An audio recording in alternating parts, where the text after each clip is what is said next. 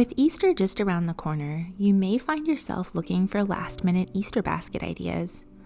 Today I'm going to share 3 quick and budget-friendly handmade gifts that you can add to your baskets for a special touch this year. I hope you'll join me.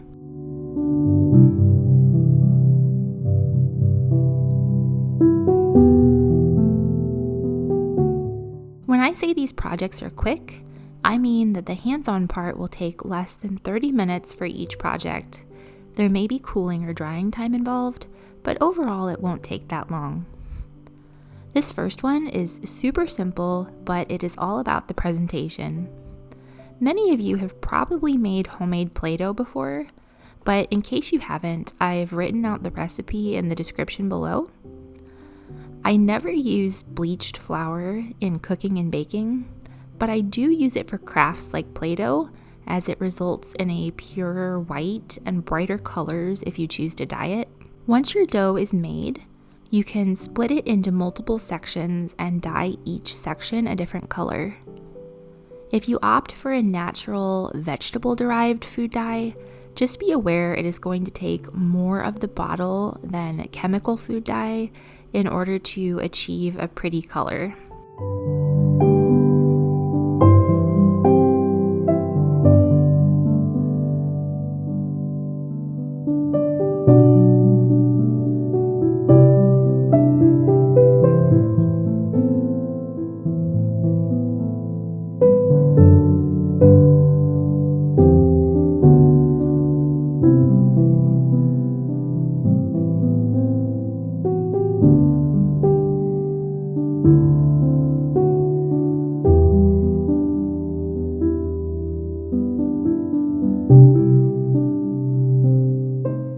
We are going to package these colors to look like little spring animals. You'll need containers, either plastic like these or glass jars if you prefer.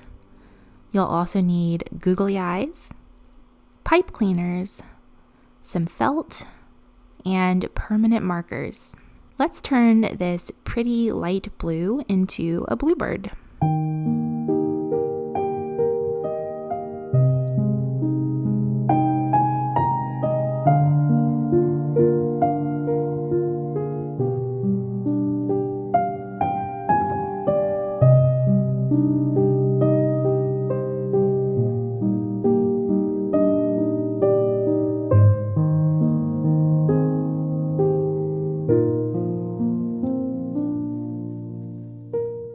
This pale yellow becomes a little chick. Finally, this white will be a rabbit. So simple, but also cute.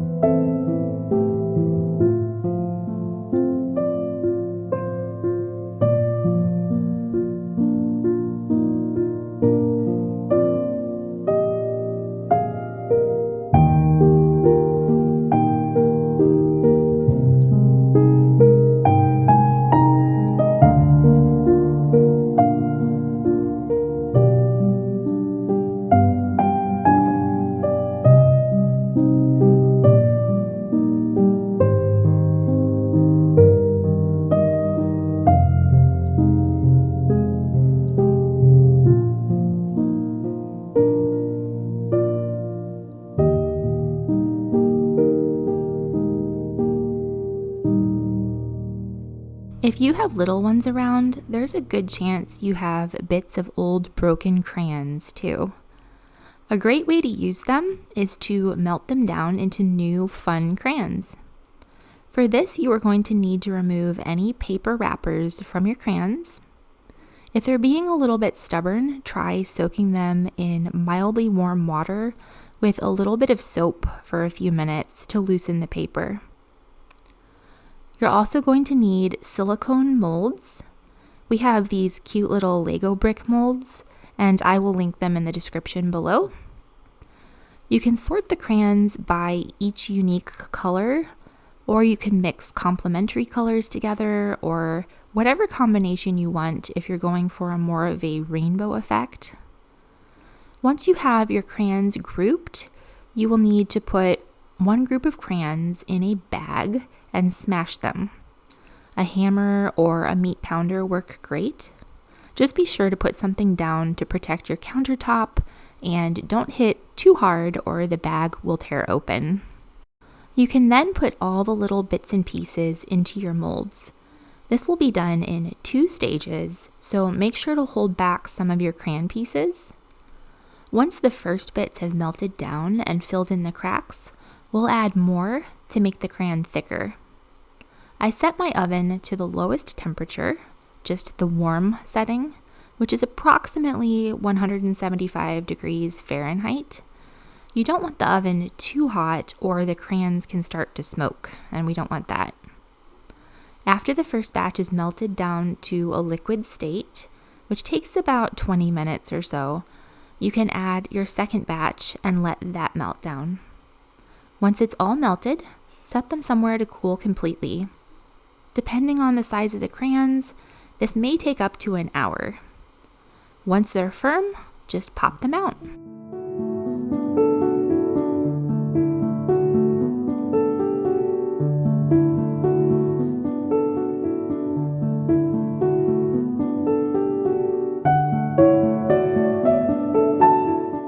To hold our fun new crayons, I wanted to make some easy drawstring pouches. The pouches needed to be durable, so I grabbed a pair of my husband's old torn, discarded jeans and cut out the pockets, the entire pocket with the backing material and all. And when you cut it out that way, it makes a little pouch.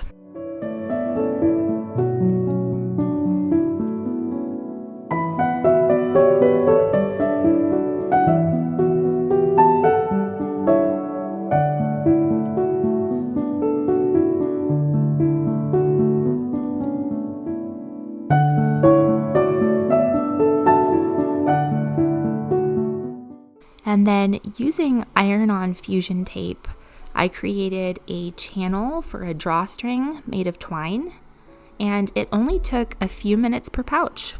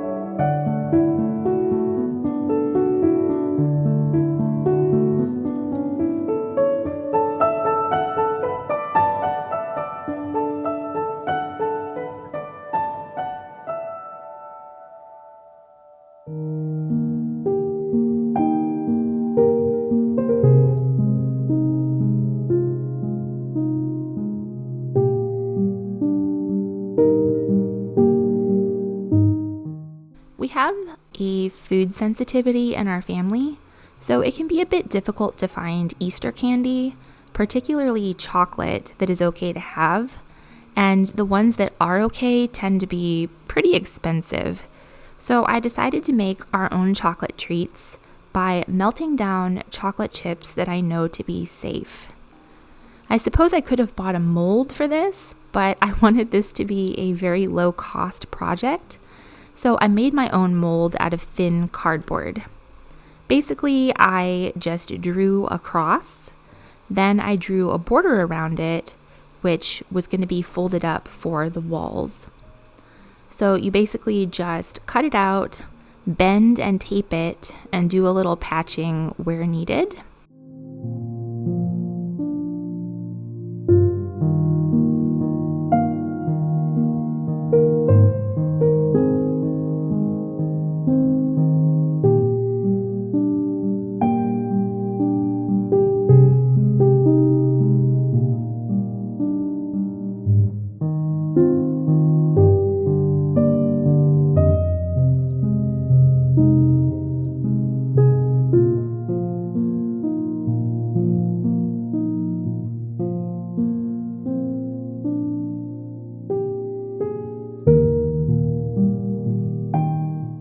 And then you're going to line it with waxed paper.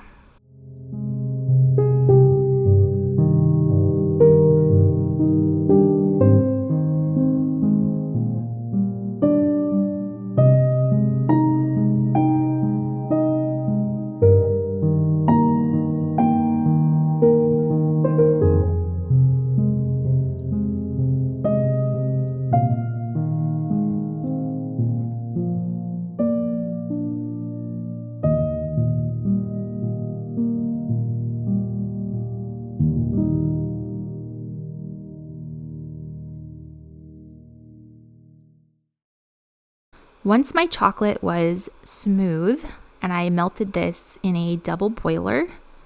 You can also do this in the microwave if you prefer. Just be sure to watch it so it doesn't burn.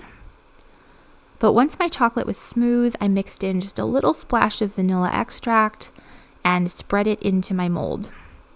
It took a few hours to completely harden.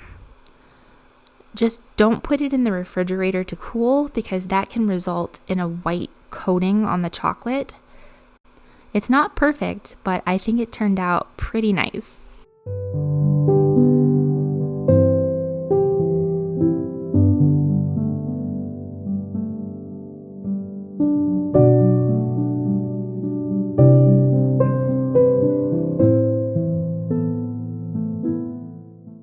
I know there are some mixed opinions on the giving of Easter baskets.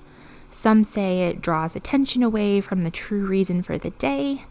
Personally, we do give Easter baskets, but our children know why we celebrate Easter, and the day is centered around the celebration of the resurrection. It's a lot of fun for me to put together baskets of goodies for my children, and even better when I can include little gifts handmade with love.